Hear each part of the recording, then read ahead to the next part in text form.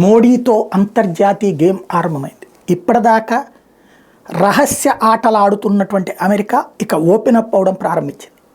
రైతు ఉద్యమాలు నేను చాలా రోజుల నుండి చెప్తున్నా, దాని వెనక ఖలిస్తానీ తీవ్రవాదులు ఉంటే ఆ ఖలిస్తానీ తీవ్రవాదుల వెనకాల ఉన్నటువంటిది అమెరికా. ఎక్కడున్నారు ఈ ఖలిస్తానీ తీవ్రవాదుల షెల్టర్?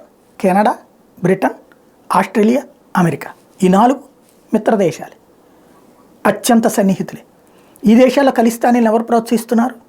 భారతదేశాన్ని ముక్కలు చెయ్యాలనుకునేటువంటి తీవ్రవాద నాయకుడు పన్ను అక్కడ దర్జాగా తిరగలుగుతున్నాడంటే, వాడు తీవ్రవాదాన్ని భారతదేశం ప్రకటించాక కూడా వాడిని కాపాడుతున్నారంటే, చివరికి వాడిని అసాసినేట్ చేయడానికి పెట్టిన ఏదైతే వ్యూహాన్ని కంట్రోల్ చేశారంటే, అమెరికన్ సిఐఏ వెళ్ళి బిన్ లాడెన్ గారిని పాకిస్తాన్లో ఉన్న వేసేస్తా, అల్ జవహరీ గారిని ఆఫ్ఘనిస్తాన్లో ఉన్న వేసేస్తుందా, ఇతర ఉగ్రవాద నాయకులు ఏ దేశాల్లో ఉన్నా చంపేస్తుందా, అదే భారతదేశాన్ని మొక్కలు చేయాలనుకునే ఉగ్రవాదిని కాపాడుతుందా, దానికోసం భారత్ మీద విచారణ చేస్తుందా?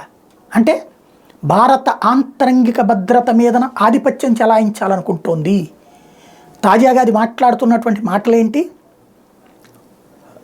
కేజ్రీవాల్ కోసం కన్నీరు కార్చడం, తాజాగా కాంగ్రెస్ బ్యాంక్ అకౌంట్స్ గురించి మాట్లాడటం. అంటే బైడెన్ సర్కార్ భారత్తో గేమ్స్ ప్రారంభించింది, భారత్తో ఆటలాడటం ప్రారంభించింది, మోడీని గద్దెదించేందుకు కుట్రలోకి దిగింది.